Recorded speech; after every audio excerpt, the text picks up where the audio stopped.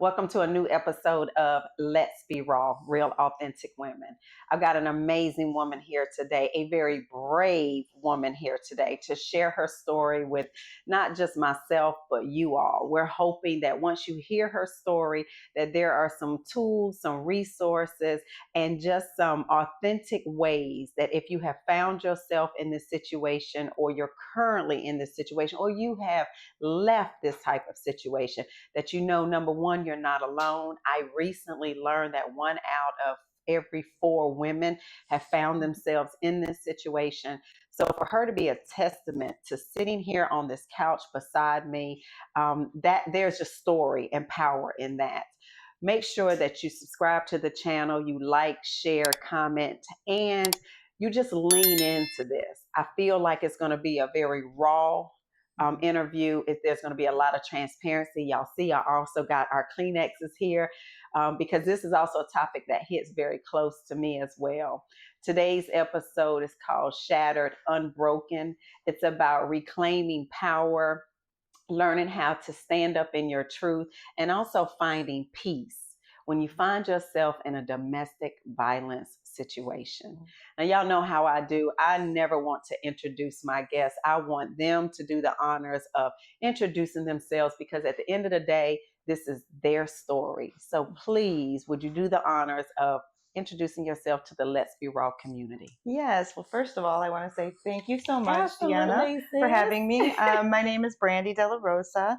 I am a domestic violence survivor, thriver today speaking, and I'm a mother of 2 children, 2 adult sons, whom I'm very proud of, and an entrepreneur, business owner. And what I did is leveraged my pain and turned it into production and my journey through this process. So again, thank you so much for having me. Absolutely. Thank you for being brave enough. And I'm sure as we start unpacking and taking it back to the beginning to where you are now, this beautiful woman, so poised and so professional. And, just you can just tell by your spirit and your light that it's very easy. You could be sitting here and still be broken, right? Absolutely. And that's why when you and I were talking about putting this episode together and what did you want to share and what was the title going to be, I just love that it was called Shattered Stronger, right? Because most of the time when we think about something being shattered and broken up and broken into a bunch of pieces, it's like, okay, what do you do with all of that?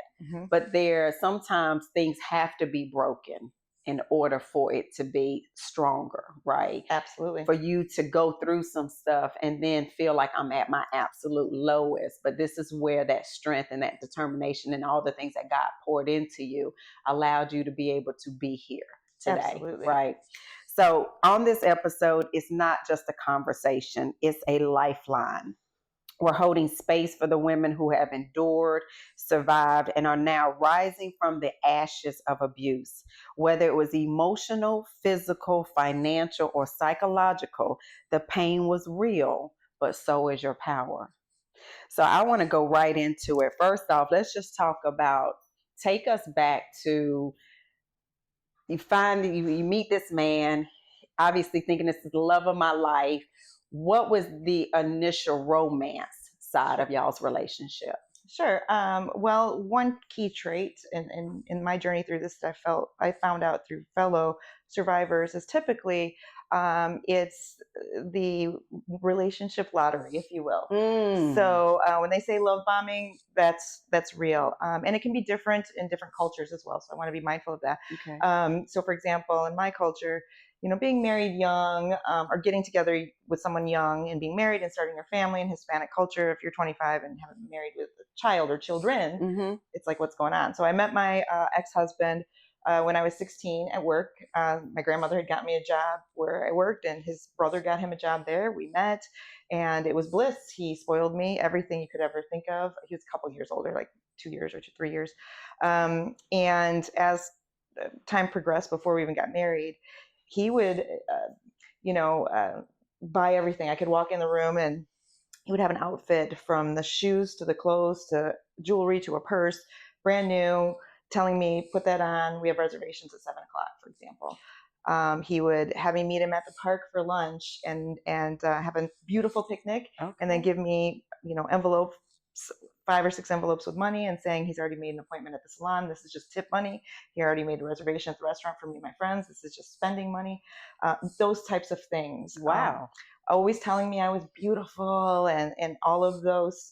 Again, literally. And you're 6, so I want to pause, just breathe Yes. in a minute for this, because I want to make sure that you're 16 when you first met. So was all of this happening at that, or had you kind of gotten a little older and these were the... Yeah, so when I was 16, he didn't go that extreme, Right, but he okay. did it when I was like 19, Right, 18, right. 19. And the reason why I brought that up is because I think that's a very pivotal point to make, especially for a lot of young women out here right now that are looking for, if they didn't get it at home, then that's what they get attracted to or what they're looking for. And so if a man comes and presents that, it's very easy at that point for you to have the rose-colored glasses on. So I just wanted to pause on where this age and where that was happening, because so many times I think a lot of times we can get very critical of women. And it's like, well, you should have known this at this particular age, not at 16, not at 19. Absolutely. Okay. And that's a perfect point, Spin, because I came from I had, both my parents were still together, but my dad's very old school, wasn't a lot of huggy, tushy. It was a lot of, I guess, negative commentary and things in the home from both sides of things, because they were young parents. And so, yes, I was looking definitely for somebody that sounds beautiful when they're telling you all these great things. Also, to be aware that I didn't learn until later in life that, yes, at 16, you're not going to know. Our brains don't even fully develop till 25. That's right. And not only that, we'll talk more a little bit later through my journey, but I mean, the things that you learn about the physical brain when you experience trauma. So all of those things happened where he spoiled me. People thought, oh my gosh, I wish I had a boyfriend like that. Of course. But then things started unraveling slowly. And, Okay. we can talk as we go through, but and it wasn't quite what it seemed on the outside. But initially, so how long did you two date before you got married? Yeah, so we met at 16, engaged at 19, married, and married at 20. So okay, so really 4 years. And again, like you said, you're still a young lady. I mean, you really are just coming into being a young lady. Yes. You're still really a little girl, right? You're still up underneath your parents' roof and their rules and regulations and all of that as well. So 20, you find yourself 20. Now, prior to that, was there any signs of any abuse at that point? Yes, there were. Okay. So with my household being negative, I graduated high school at 17 early, but my parents, again, kind of tumultuous. I didn't do anything major wrong, but my father, being old school, was like, you got to leave when I was 17, still in my senior year.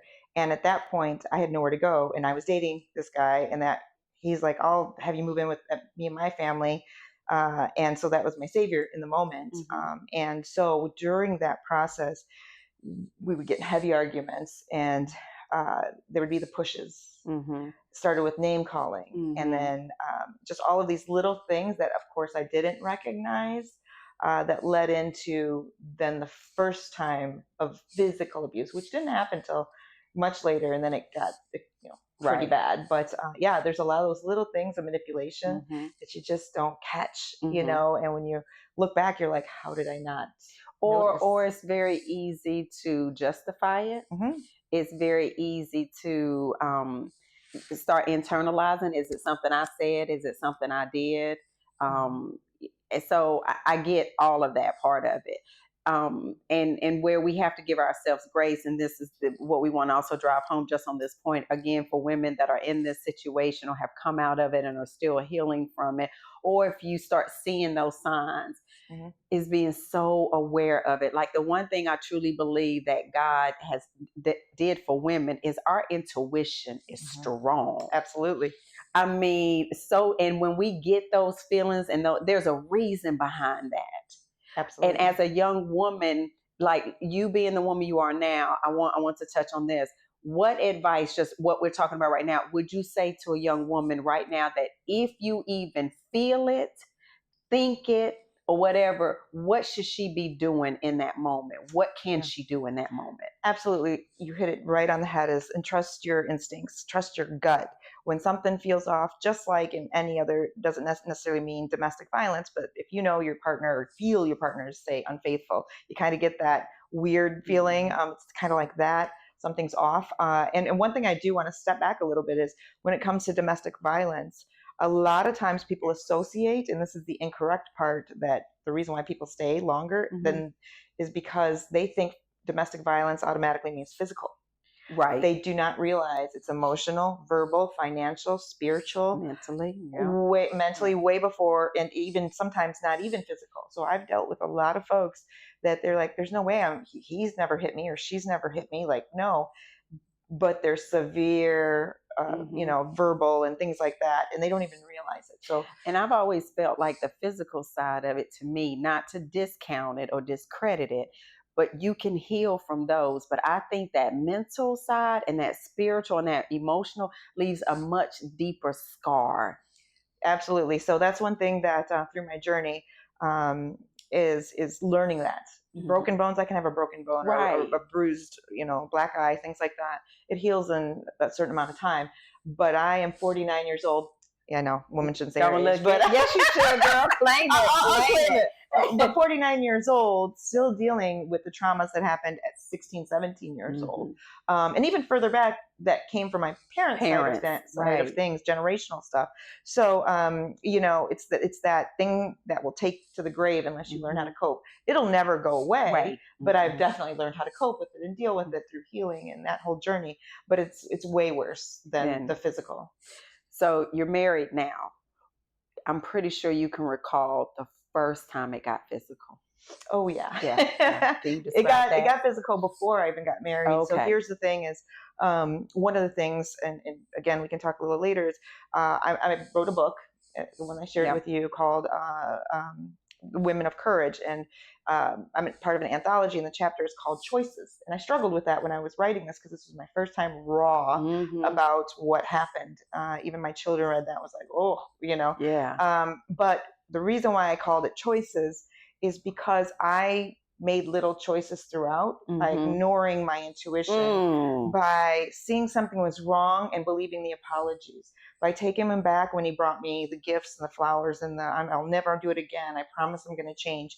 All of those things were micro choices that led me into this. So I knew, for example, not many people know this, but when we got engaged, for example, he had gotten a limo and all these things and was taking me out to Chicago.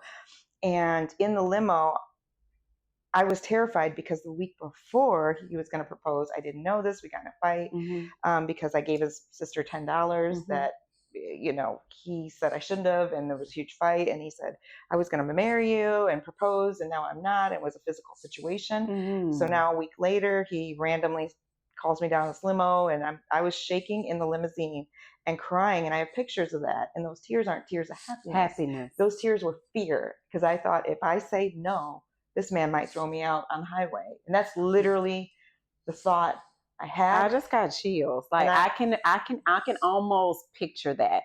Like, just being there, like you said, and you're just like, I don't want to say anything. I don't want to move the wrong way. Let me just let him get it out. And then now you also have to be mindful of what your response is and what his body language is telling you. All in 5 seconds. And so, and again, being 18, 19 at that time, and having to say yes. And I know I didn't have to say yes. And that's that micro choice. Right. I said yes. And, we come back to bliss and all these things. And then the wedding planning starts happening, and he gets caught up in all of these things. Yeah. And him, we had a huge, beautiful wedding, and the dress was no limits, have it custom made. So I got wrapped up in that. And throughout that, leading up to the wedding day, there were several times, and we had many breakups in that time. But the wedding was already planned. And how can you back out?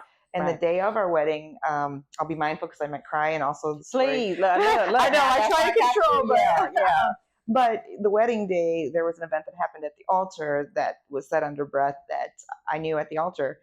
Even before walking down the aisle, my dad says, "Are you sure you want to do this?"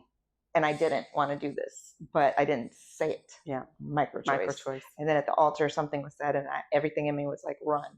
Micro choice. As in something he said at the altar. You are looking across from him, the man you're supposed to pledge the rest of your life to. And he even takes that moment away. Yeah. So I should have ran, but I didn't. And it was a micro choice, and a lot of us get swept into that. And abuse isn't just men. It goes, women. It's women to men as well. Right. And so all of these little things, especially when you think a wedding's being planned, or we're about to have a baby, or we're about to buy a house, or we bought this vacation, or we on and on and on. You stay in it. Yeah. And so yes, I definitely knew before the wedding. Before the wedding. Yeah. How long did you all stay married? I think we were married 10 years because we were together almost 15 years. Yes. Okay. So we got the first son coming into the picture. Talk about that, and that might get you. Yeah, that might get me. Yeah, y'all babies always get us for sure. Yes, and there was a moment when I found out I was pregnant that wasn't very nice, and so said I wasn't going to do this, Deanna. Look, now this the real raw authentic show, baby. This is it. Yeah, I might be crying over here too, so let me go and give me a couple too. But there was a moment that was pretty rough at the announcement, or the when I found out I was pregnant. And I remember speeding home from the doctor, because I got off work and went straight to the doctor to get a test, because I had had a home pregnancy, never told him.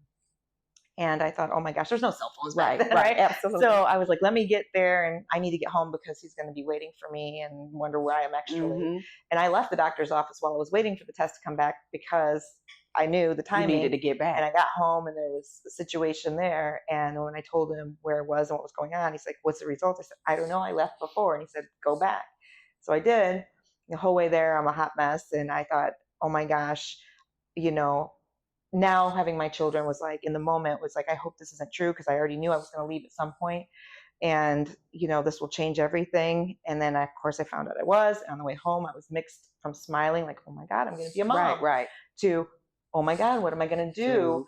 I know I'm going to leave at some point, and that's going to leave me as a single mom. Right. And nobody wants a single mom. Right. And so I had to battle that whole thing.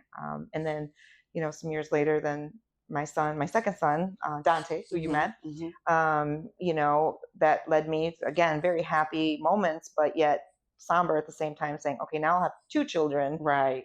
I'm even more tethered to this I'm more, and I was told that throughout, who will want you? Even before I had the first son, who will want you? Once you've been with me, who's going to want you? So now you have a child.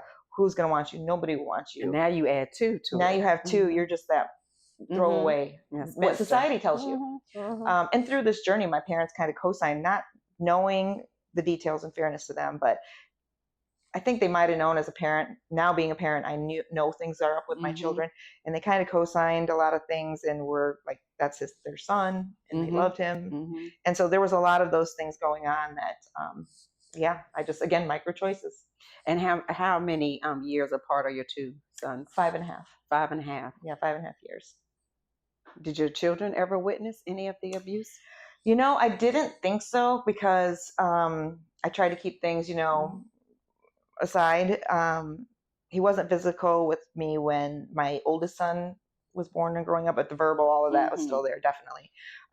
But I didn't know until my oldest son, it kind of came out by accident. I thought I would take it to the grave. After we were divorced, I'm doing great, thinking I'm all good.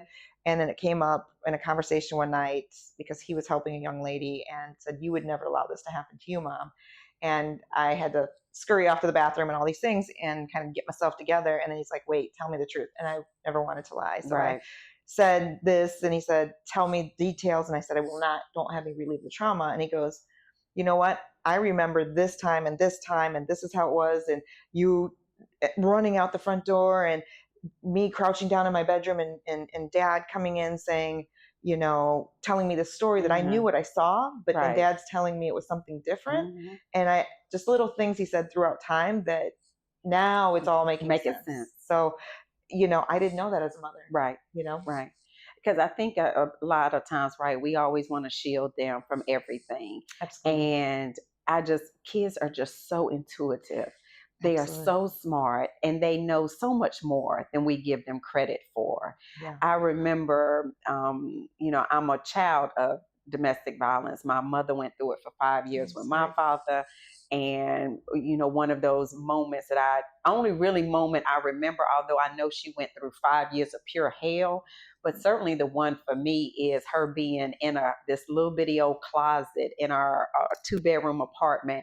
And she is literally on the floor looking up, and my dad stands like 6'2". My mom's only like 5'3" or whatever. But even when you're thinking about you're on this floor in this little bitty closet, you have nowhere to go. And all you're trying to do is say, stop, stop, stop. And I remember running in, and I couldn't have been no more than 3 or 4. And it's funny because I don't have a lot of memories of anything prior to about 6 years of age. But that memory stuck with me. And I remember looking up at my dad crying and begging him to please stop hitting mama. And, you know, you fast forward, and I guess so much of that was buried until reliving it with her, having conversations and watching her go through the years. Because like you said, like her triggers and watching her even date, and how that never turned out to be the way she wanted it to be, because there was so much trauma from those 5 years with my father. It almost never allowed her to have the relationship she should have been able to have, because she was so busy trying to make sure I will never find myself in that situation again. So if a man even said something the wrong way or looked at me the wrong way, even if it could have truly been innocent to some degree, she was fight or flight. And most of the time it was both. It was like, first I'm gonna fight you, and then after that I'm done. Yes. But as a child, I know as a girl, what I took is so much of that shaped the type of man that I was going to date, the type of environments I was willing to be around, all of those things. And she didn't know that I had that memory until we sat down and we had just a woman-to-woman conversation. It wasn't even mother and daughter. It was just, and we had it in a moment where I had been dating my oldest son's father.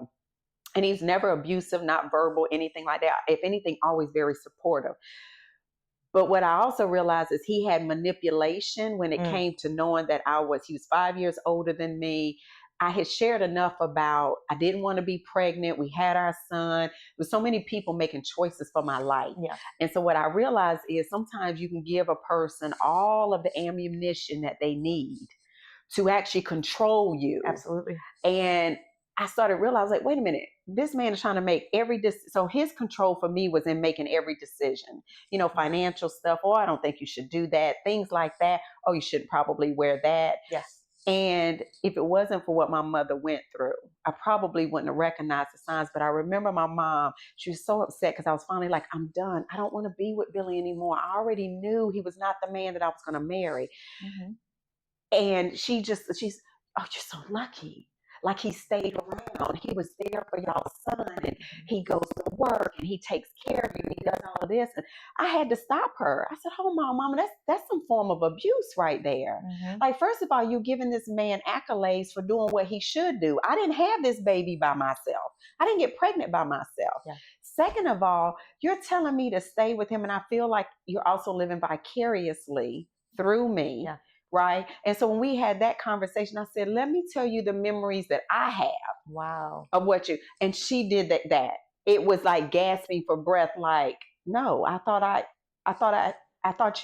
shielded you. No, mama. Like, that's what I remember. You know, and Deanna, you hit a really good point. And it's funny because, you know, me and my children are very transparent now. It was a deep secret that was hidden from not just, you know, well, everyone thought we were the perfect couple. We had beautiful homes. I forgot how many cars at one point. We had that life and vacation, all that. Like, we really had that life. And so when we divorced, and, you know, at that point it was amicable divorce in the sense of, you know, we both told the families, because his family loves me even to this day. My family loved him. You know, we for the kids, and we said nobody talk bad about anybody. Just amicable. We fell out kind of different places. We married young and that kind of thing. So nobody knew. And then when it came out, you know, well, my dad's never formally, like, you know, came out in all this detail, but I remember one conversation with my dad years later that I was already dating somebody else at the time, like, I don't even know how many years later. And my dad was still, they bought a vacation package for me and my ex-husband that was dating somebody else at the time, and said he should go with, and I had to have a raw conversation. Like, no, Daddy, he's not going. And yeah, and my dad just, there was a tough conversation. And at one point I said, the very hand that you shake is the very hand that was put on your daughter, and you're still finding that respect. So there's that secondary abuse that they don't mean harm, but Right. it is harm. And so what most people don't understand is the epigenetics behind trauma and how that can flow through, not just from what you see, or not what you hear, but what you've seen in those relationships. And you carry that literally biologically in yourself. Yes, in your you body. do. That DNA is something else. It is. And so for me, my biggest thing with my children is, everything's about choices. So when I came to a point when I left and started the healing journey, everything to this moment, to this day, and my kids are grown, 23, 28, they're grown, they can make their own decisions. I make every decision based off of my children to this day. What I am doing right now, would that help or hurt my children if they see it? Right. How I progress in life, who I date in life, what type of moves I make as a business owner. Are they helping or hurting them? Yep. And some people do things where, in your case, you were like, I know when to walk away. I know. But a lot of people don't. They'll repeat that behavior. And when they repeat that behavior, then their children see what is acceptable. You taught them, because we're their first teachers. Yep.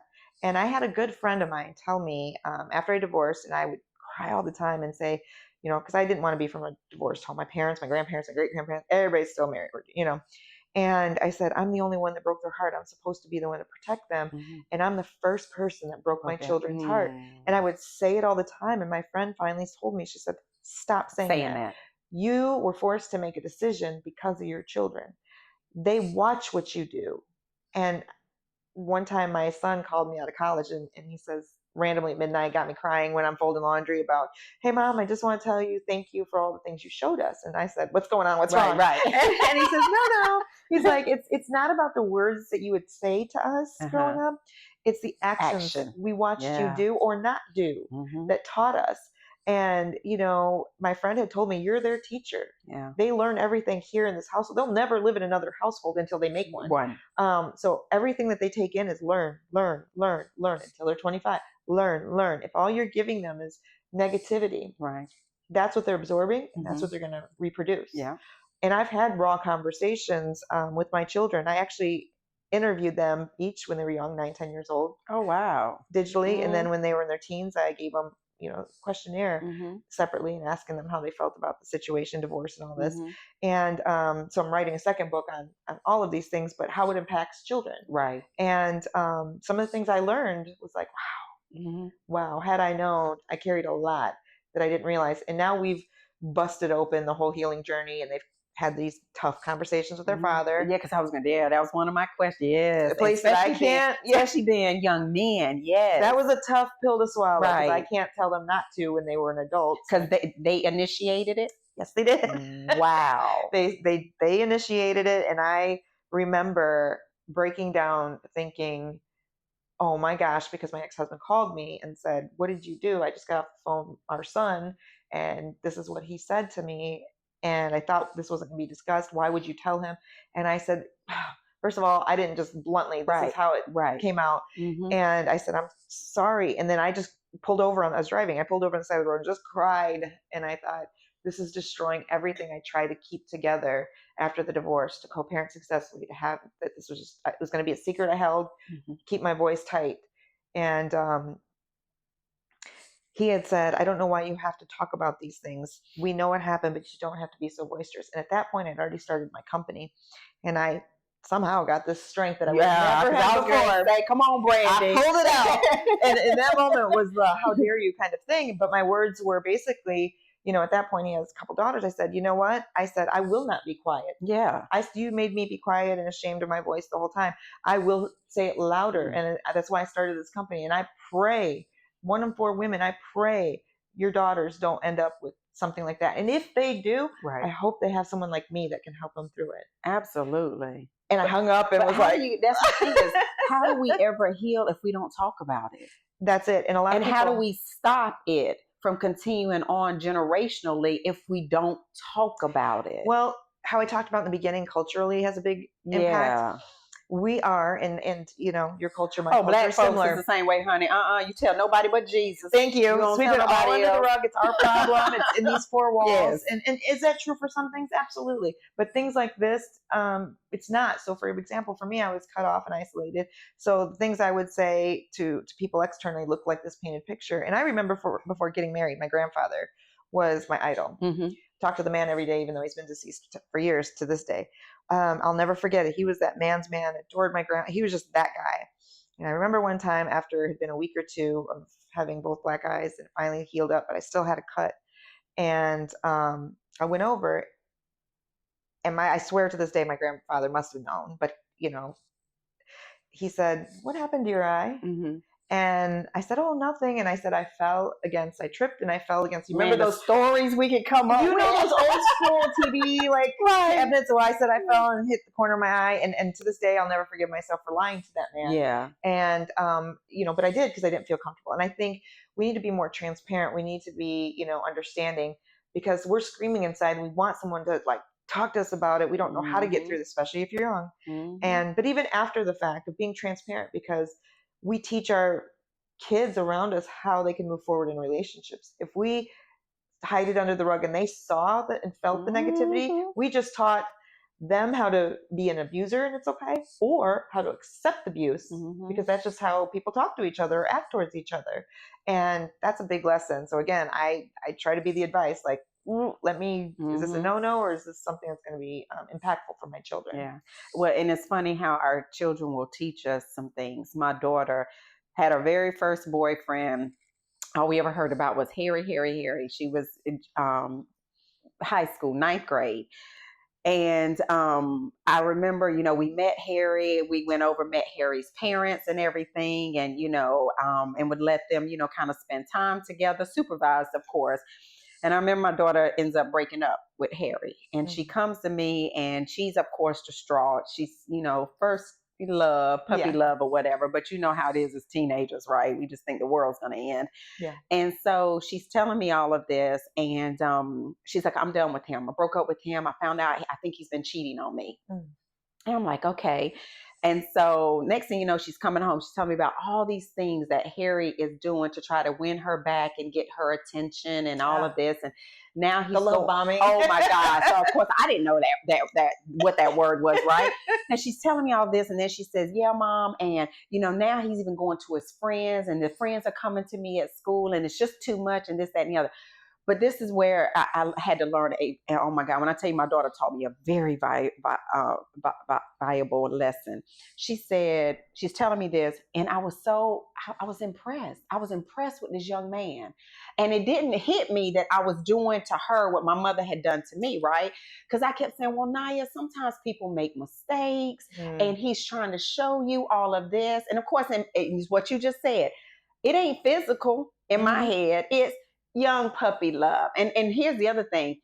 I ended up taking myself back to my very first boyfriend and being so in love with him that it seemed like, and this is where, and this is some episode that I'm going to certainly talk about interracial dating, right? Yeah. Especially being a product of interracial dating.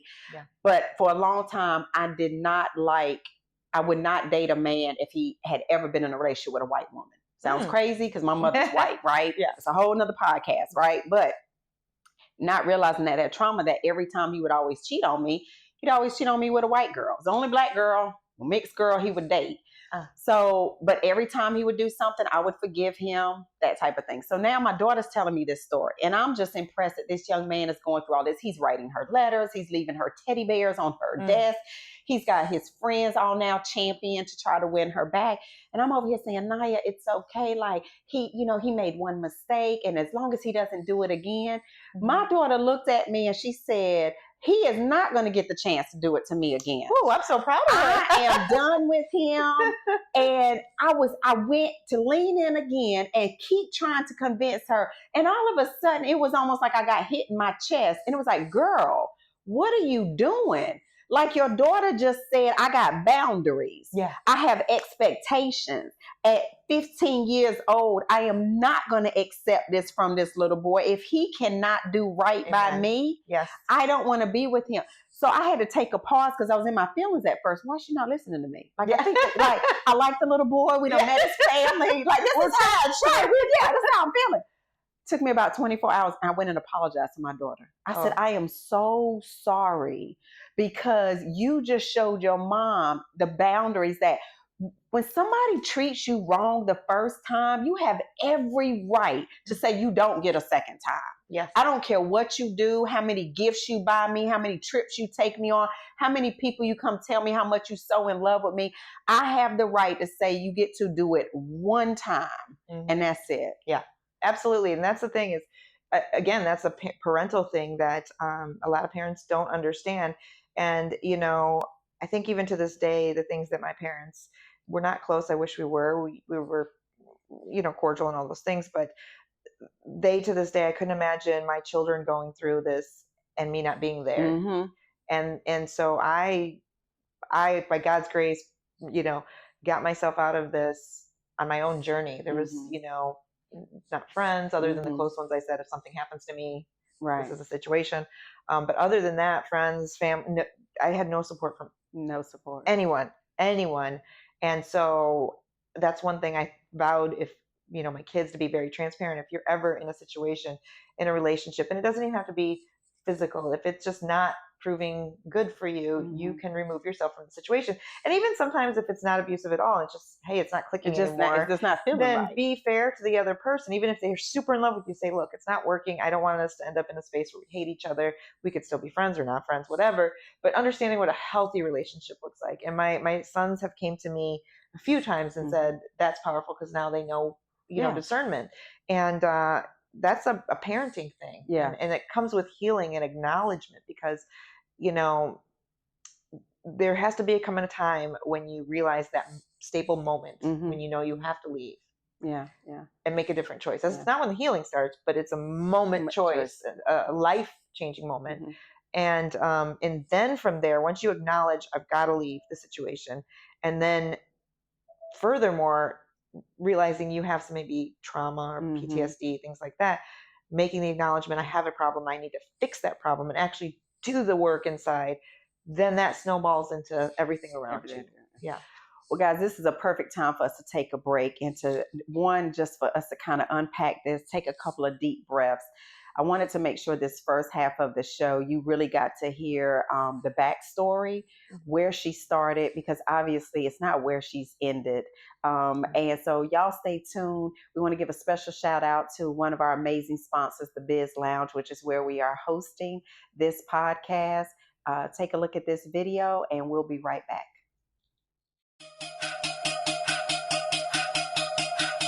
The Biz Lounge is redefining the concept of workspaces by incorporating state-of-the-art technology with ergonomic designs in a space to foster creativity and productivity. It's not just a workspace. This is a dynamic ecosystem designed for growth, inspiration, and connection. We'll see you at the Biz Lounge.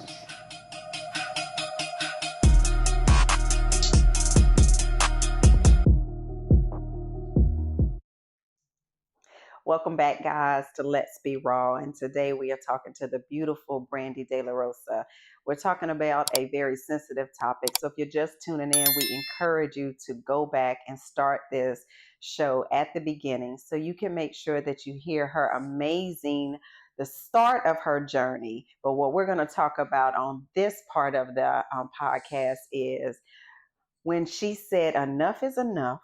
She reclaimed her power, also rediscovered who Brandie was, leaned into her peace, and is now showing up real, raw, and authentic in all of her 49 and fabulous. That part. That's right. So welcome back, Brandie. Thank you. I'm so I'm so impressed with the story, and again, just where you are, because I definitely want to make sure before we leave. I know a lot of times on my shows, I don't necessarily want the women to talk about what they do, but we have to talk about what you do, because what you also do is a direct reflection of what you went through. Absolutely. Right? Yes. So when we kind of left off, we talked about the moment of, situations with, having conversations with your son and dealing with your family, and sometimes even the trauma and that they inflict on us, not even intentionally, right? Yeah. So I want us to bring us to where the moment, just like I know you remember the first time the abuse started, and the moments of having your children, and now am I stuck in this situation? Tell us where the moment came when you said enough is enough. Absolutely. So funny enough happened way after the physical abuse ended. So wait a minute, the physical abuse, even in the relationship, it did at some point it did end in the marriage. Okay. But it was, again, all the rest of it stayed true. Okay. So that's what kept holding me on, thinking, well, the physical has changed. So I mean, maybe, but it just didn't. And what happened, and I can tell you a moment, and this is honestly, I think I've only told one or two closest friends. Well, I feel privileged. Thank you. So I haven't even told my son. So Okay. I'm kind of a little nervous about that, but it's raw and it's Right. real. So the moment that I remembered is when I realized I was numb. And when I say numb, I mean I went through the motions in life, living a good life, smiling and toasting it up with everyone, and you could see me like this at any given time. But I was numb inside. I was dead inside completely. I was just walking through it, spaced out, and to go to bed at night, I dreaded it. And I would try to let him go to bed first because I just wanted to get in bed and go to sleep. And I would sleep on the very sliver of the edge of the bed just because no contact. And I would have nightmares every night, and I would take NyQuil. Like, I didn't even use the cup, girl. I would just to knock myself out. Wow.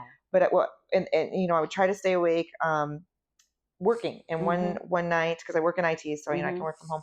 And one night, and I like wine, and I don't really drink that much anyway. I'm a 2-drink minimum person, or a glass of wine. But what happened is one night I was sitting at home, he went to bed, and I was sitting in the kitchen dining room table doing whatever, and I had finished one bottle of wine, and I grabbed the second bottle of wine to go to serve myself, and it was empty. And I literally, and it was they were both full bottles. So you don't even at this point recall that you have actually drank. Girl, if you gave me a half a bottle right now, I would be tipsy. So you gotta know. Right. So I finished that bottle, and I looked at it because I was about to serve myself some more, and I'm like, and not feeling anything. I did not feel remotely buzzed at all. And I sat it down, and I remember it was like probably 1 a.m, and I'm like, how did I just finish 2 bottles by myself and not feel a thing? How bad is this? And I told myself, I've got to do something different. I just feel like I'm dead inside. Like when I was younger, going through the abuse initially, did try to take my life a couple of times. And even when my oldest son was around, I had thought about it at one point again and thought, I can't leave him without a mother, all that. But this was the time where I thought to myself, I'm almost in my head killing myself anyway. And I thought, I got to do something different. And it was from that moment I had to think, how do I do this? Because this can go really bad. And so I had to be strategic about those things. But that was that moment when I was like, I actually thought to myself, this is how people turn into alcoholics. Yes. Or drugs. Yeah. I'm like, there's no way I just did that. And I stopped like drinking for a little bit completely. And again, I'm not a big drinker, but I was like, that scared the bejeebies out of me. So that was my moment. So, okay, now you have this aha moment. For the women out there, you're in this aha moment. How do you strategize to get up out of it? Especially because one of the things I love also about one of the pieces that you teach and coach on is when you're also being abused financially. Absolutely. When they're holding the entire checkbook and the purse strings, and you're only given enough to be able to survive. How do you strategically get yourself out? Absolutely. So in my case, like I said, I had to be strategic in that sense. I did have a job and had my money, but I had to maneuver differently, Mhm. and every case is different, but I do definitely want to speak to the ones, and I don't want to say priority over the people that have money, but it's Right. easier for somebody that has money. Emotionally, it's hard for them, right, to make that decision, and usually it's about 7 times before they say I'm going to leave, and they'll leave, and then they come back, right? Because Wow. it's an emotional. Statistically, so 7 times. 7 times is the average, right? Okay. It doesn't matter if you have $1 billion in your bank account. Your emotional will keep you coming back. So ladies, just listen to that. Because for the woman out there that right now you financially are secure, what she said is, so if you at number 6, just know 7 about to come, and that should be your breakthrough. Yeah. Okay. Go Absolutely, ahead. absolutely. But what I want to speak to is exactly that: the women that don't have the money, or they've relied on their partner for all the money, which is why the partner controls them. Right. Like, they're like, well, what are they going to do? I'll cut the credit cards or whatever. I pay the house, I pay the bills, I buy the shoes and the whatever. And they don't work, or they don't make enough, even if they do work, to remove themselves from the situation. And it sounds great when people say just leave, and I've had this through my journey many times. State the fact, why don't they just leave? And I always challenge, and I hate when they say that, and I say, okay, I'm glad you said that, so I can count you in for $5,000. They're like, what do you mean? Come on here. There you go. That call to action. Because I'm that person. You're either part of the problem or you're part of the solution. That's if you're right. gonna complain to me, and I don't care what it's about, complain to me, you better come with some sort of solution. And if you're not in it, it's quick to judge. And so I will say that, and they're like, well, what do you mean? Well, I mean, they're going to need deposit for at least an apartment to get out, first month's rent. They got to get utilities turned on. They got to get food in the fridge and all these things. And that's roughly nowadays, if not more than $5,000. Right. And then all of a sudden it's like, well, hold up. Yeah. Wait a minute. Maybe they need to be strategic now about how they leave. Right. So then the reality hits them. Well, if you're not going to give them money, where are they supposed to get this money from? I love that. They can't go get a loan if they don't have a job. Yes. They can't go get or maybe, all these things. So the key points that I talk about is setting yourself up. So a couple things that people don't know. If you did work before, or are working and maybe not making say enough to leave on your own, but have a 401k that companies has contributed in, what a lot of people, and I didn't know this either, you can borrow against that and so those that don't know, like your 401k, you'll get penalized and taxed on it and all these things if you take money out ahead of time. However, unless there's a life event, like some death in the family or major medical, things, one of those things is domestic violence. Really? Yes. So if you need to leave and that's a situation, you can take from that account to use it for setting yourself back up. And not get penalized. Correct. Wow. So some people don't know that. Now, the second piece is, well, that sounds great. Don't have, 401k. Right. And there's other avenues if you have friends or family, but sometimes people are cut off and they don't have that, or their friends and family don't have the money for that amount. There's little things you can do. There's a lot of things what people do strategically is they'll have gift cards given to them for birthdays or and whatever, all of that, and they let key people know, and it's just Visa cards. You can go and get a $50 Visa card, and I can gift you that, and your spouse could say money, but you're like, oh, look at my friend Brandie gave to me, and you put those away. Or even if you tell a friend, like, hey, instead of giving me a birthday present, this is what's going on, and I can get that card, or just put that money in an account. Right. One thing that I always let people know that you can do, or should do, is set up an account. In a lot of banks, credit unions are really good about this. I don't know about every single one, but most of them will set up secret accounts for you, or with you, knowing that it's a domestic violence situation, so they know not to call or text or any of these things. And so then you can slowly deposit or have people deposit things. So little things like that. I didn't know that about banks. Good for you banks out there. Absolutely. And I want people to know that too. Check into that, because that might be why you want to make them your bank provider. No plug. I'm not getting paid, but I'm just saying that's important. That's important to me when I bank somewhere, because it's close to my heart. There are organizations. I'm newer to Texas, but the ones I've partnered with is there's Herwell in Fort Bend, I believe. Okay. That I've worked with them. Amazing organization that they have different resources there. There is the Women's Center here. There's the National Domestic Violence Organization as well. And there's several all across, depending where you're at. Right. That a lot of them will pay for even hotels, or some of them have transitional housing, things like that, or financials. United Way has a really good, here in Texas, well, everywhere actually, that does a lot of have those types of resources. So again, a lot of those aren't known to people. So right.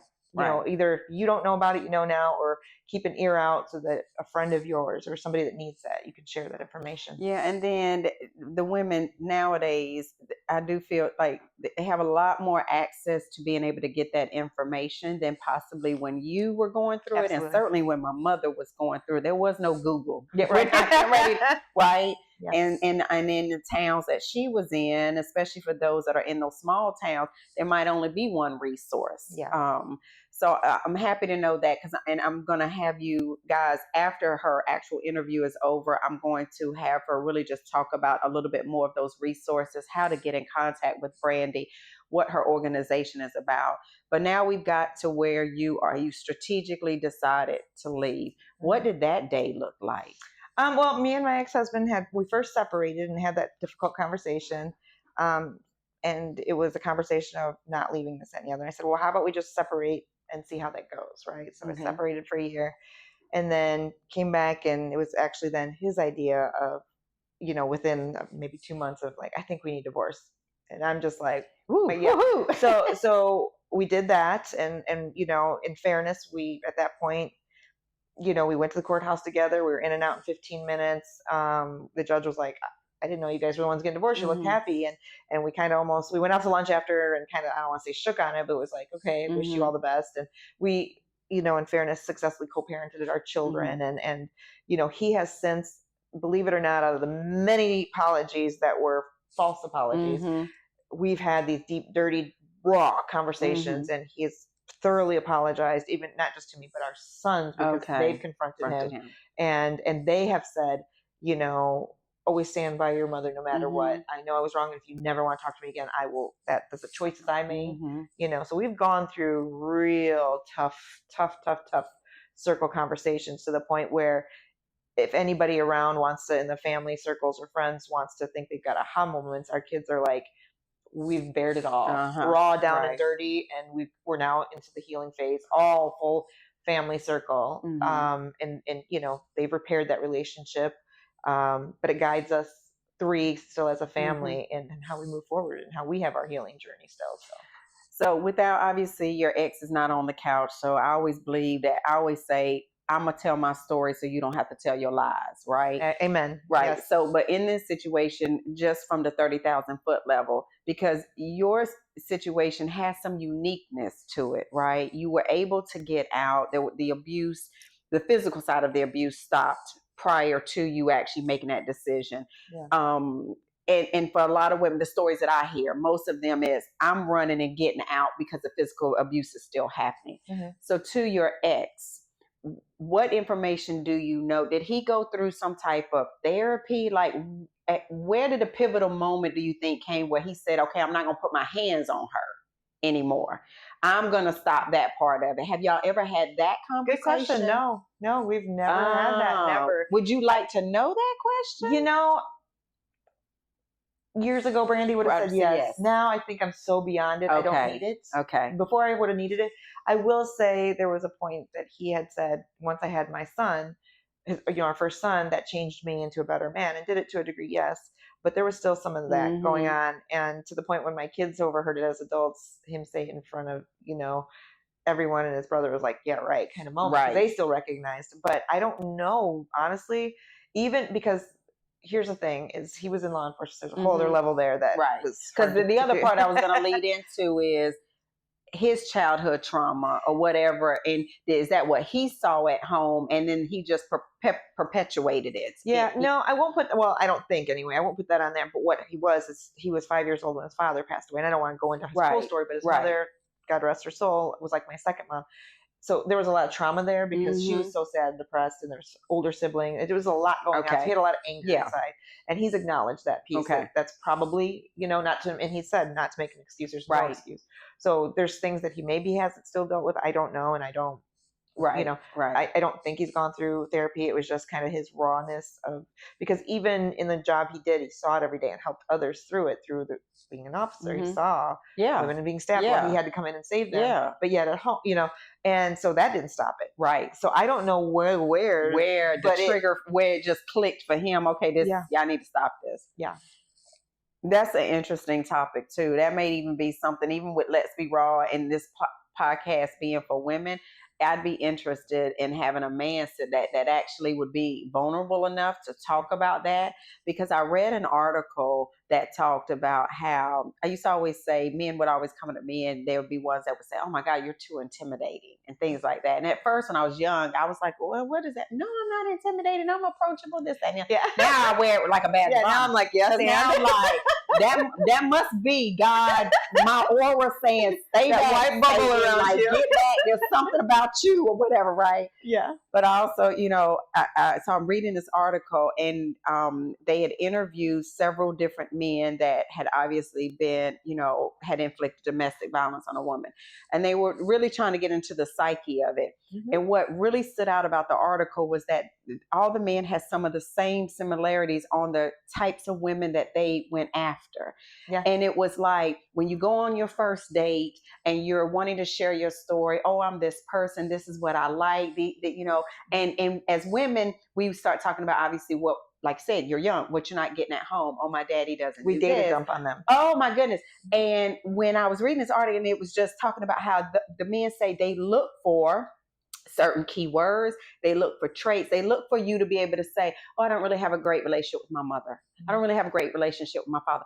I don't really have a great relationship with my siblings. Because now they know, wow, she's not attached to anybody over here. Mm-hmm. And for most women, we want to be attached to it. It's in our DNA to be attached, to help create something and cultivate it and help it grow and all of that.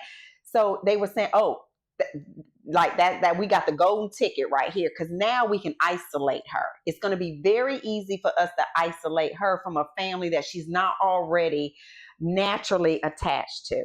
So it was key things about that. It was key things about the ones, like you said, that they could immediately tell if you had daddy issues. Mm-hmm. If you were longing to have daddy's attention, or daddy was, and they would even say, we love to hear the women that did not have a relationship or didn't even know their father. Mm-hmm. So I was sitting here like, so there's a whole psychological. There is, and there is, so part of my background education is in psychology. And that's when I learned I had to, kind of that PTSD thing, but wanting to deal with trauma, but also what makes an abuser, right?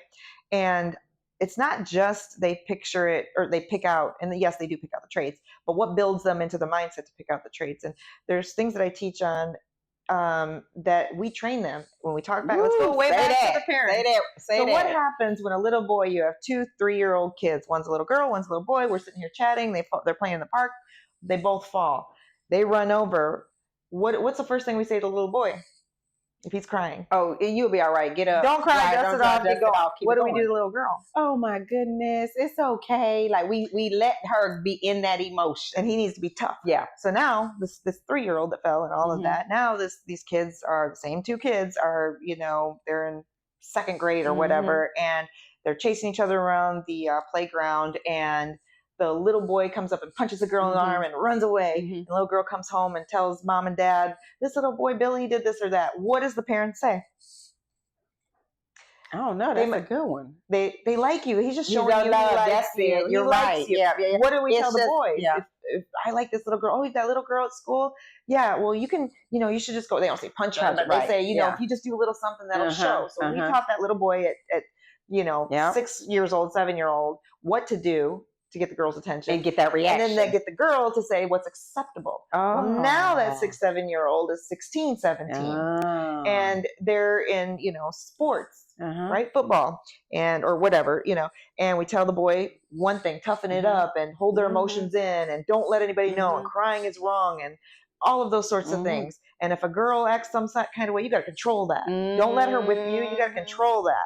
And then what do we tell the little girl, right? So what to accept, and you didn't mean it, and give him another shot. Yeah, like me telling my daughter that. Absolutely. 100%. So now we've got these 16, 17-year-olds and hormones flying on what they should do and act as a boy, and what they should and shouldn't accept as a girl. Right. And now we're surprised when they're 27 and they got married and they have a child, and the husband, and again, this goes both ways. I don't want to pin on every man. I'm just high level.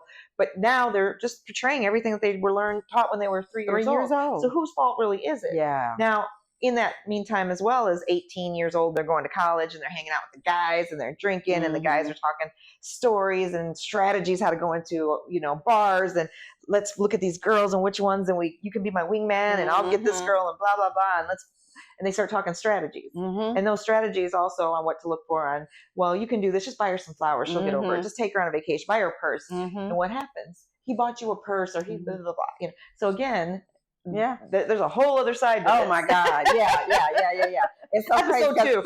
So every guest says that. It is so crazy how we start out with obviously the 30,000 foot level. Yeah. There's only so much we can put in an hour show, right? Yeah. But it always lends to this conversation could actually be endless. Yes.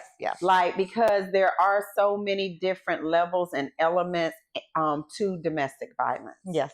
Like, I'm sure even in your teachings, there's just the mental abuse that comes along with it. Yeah. And how do you take a woman or a man to be able to unpack everything that was hardwired into them, like you said, from 3, and now it keeps being validated with this person that says that they love them. Yes. Right. Mm-hmm. So your brain being the most powerful thing that we have, and the data dumping that goes into it. Absolutely. And then from there we start thinking it, which means we start feeling it.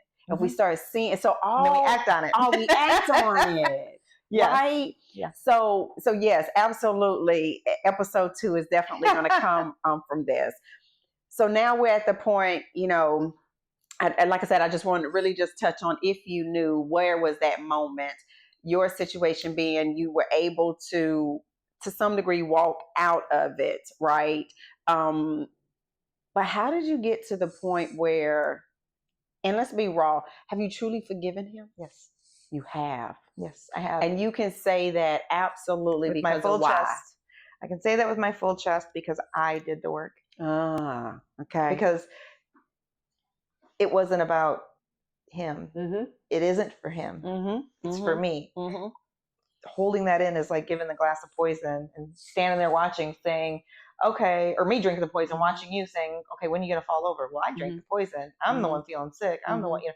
And so for me, I was filled with a lot of that emotional things going on mentally. It affects you physically, and really just wondering what was going on. And I had, you know, had friends say, go to a counselor, and I culturally like, you don't tell a stranger your issue.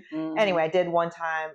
They told me after the first session, you might be suffering PTSD. We'll see how it goes. I got upset and said, that's not the case. Right. Sparked me to go to college, found out that was the case. But in that journey then made me think, well, I keep holding on to all this aggression, but how do I fix it and undo it? And it led me down the healing journey. And there's a lot of things that go into that. But in that, and then study of psychology and how the biology of the brain actually works. So I studied neuroscience. So I literally can talk about the physical part of the brain, and how it works and what pieces are accepted or, you know, affected. And then how do you undo it, right? So there's a whole avenue of that and how you undo the trauma and all of that and start living positively. And then, you know, moving forward, it's not a snap of a finger, right? Just like the abuse started, it took however many years. It's going to take a while, but you got to get to that work. So with that, one of the first things is I've got to forgive this person.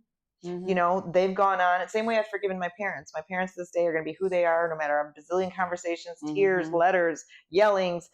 They're going to be who they are till the day they leave this earth. And I just had to make a choice whether or not I continue to be upset with them or move forward. Same with my ex-husband.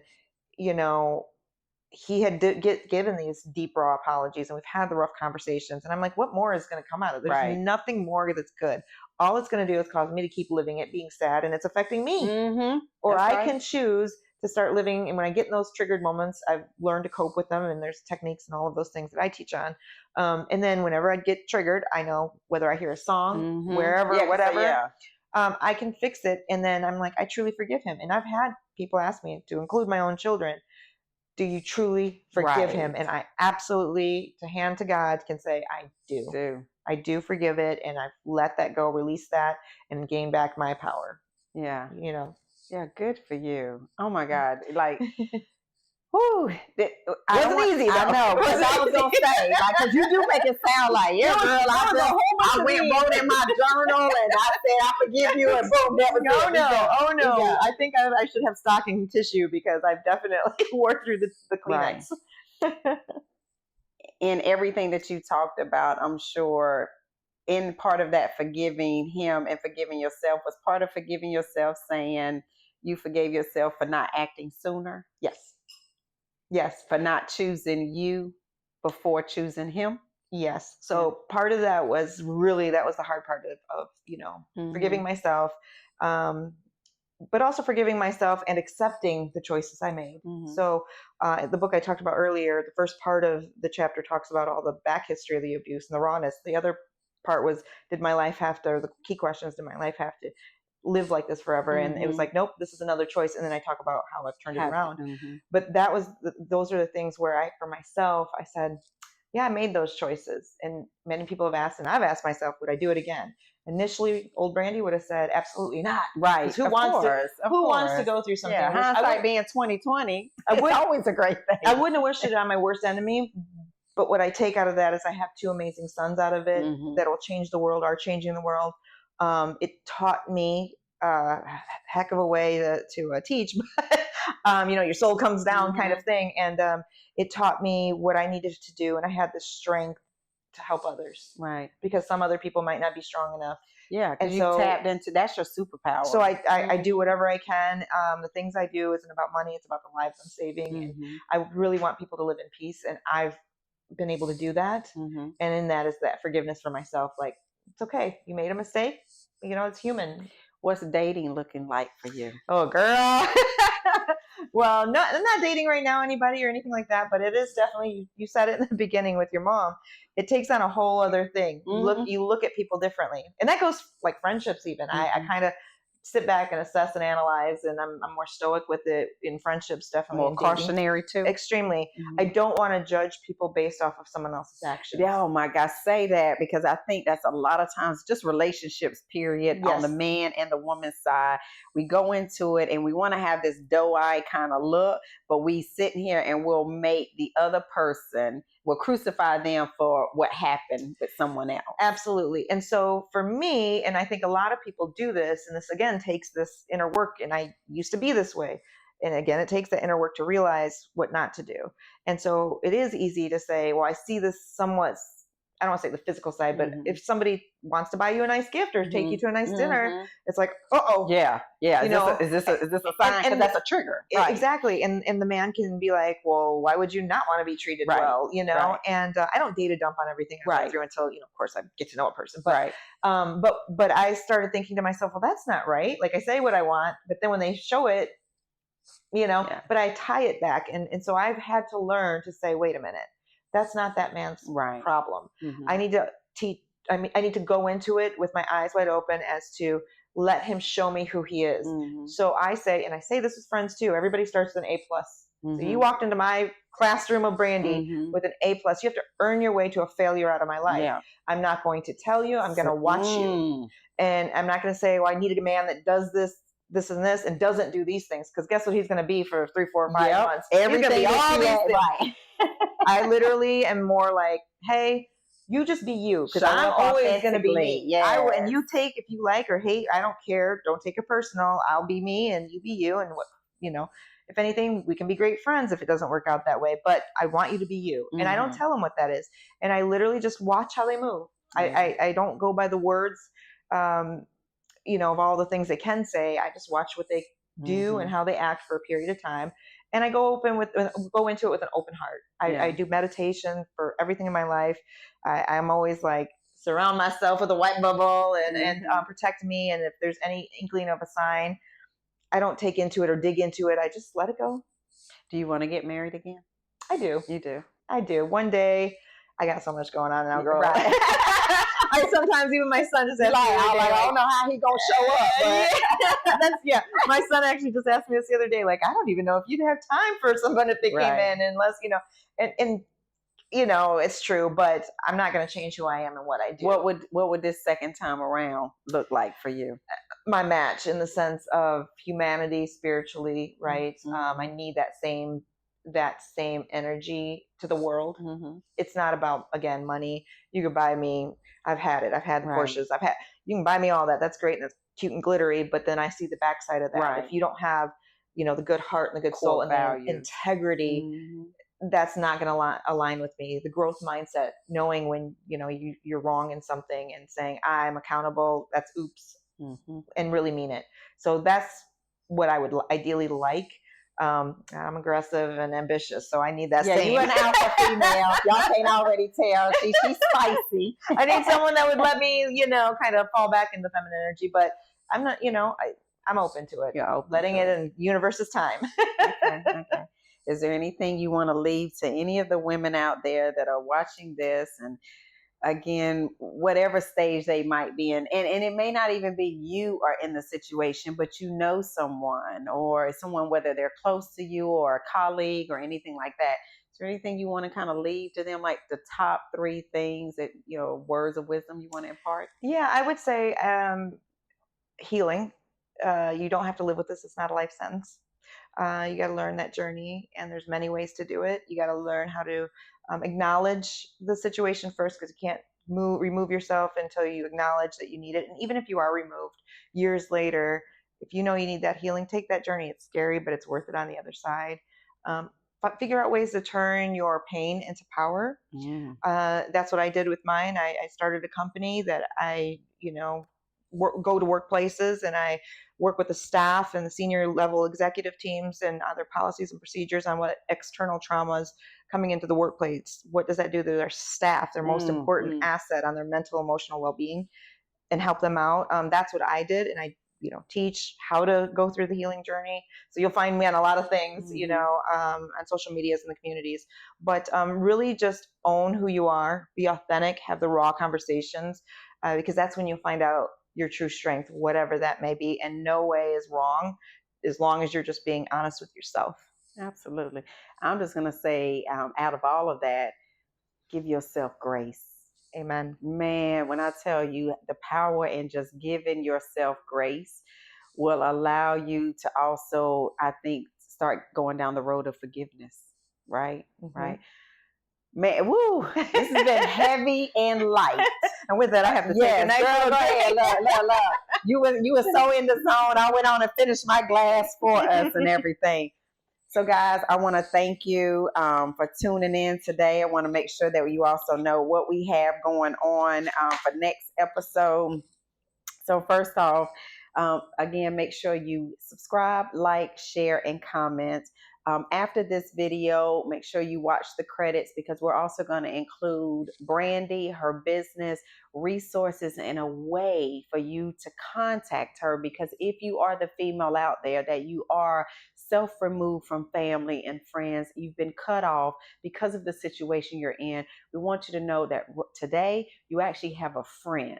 That friend is Brandie. Brandie's got resources, connections, and that she has the bandwidth to try to provide those things that you need to get you out of this situation. So next week's episode is going to be called Unscripted Desires. Now, the last few episodes, we've been, like I said, very heavy and very light. So y'all also know Let's Be Raw is about all the types of raw conversations. So next week is Raw Conversations on Sex and Intimacy with Tania Jordan. Let's make another special shout out to our other sponsor, Knock Knock Card. It is a digital business card on steroids. And until next time, I'll see you on the couch. Deanna out. Bye.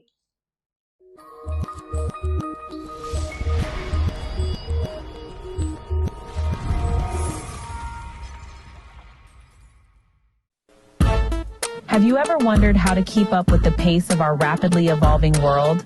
How to seize the opportunities that are often fleeting in today's fast-paced lifestyle? Introducing Knock Knock, the digital solution designed to help you connect in even the most frenzied environments. Whether you find yourself in the midst of a bustling conference, navigating the chaos of an airport, or immersed in the vibrant city nightlife, Knock Knock empowers you to make connections seamlessly.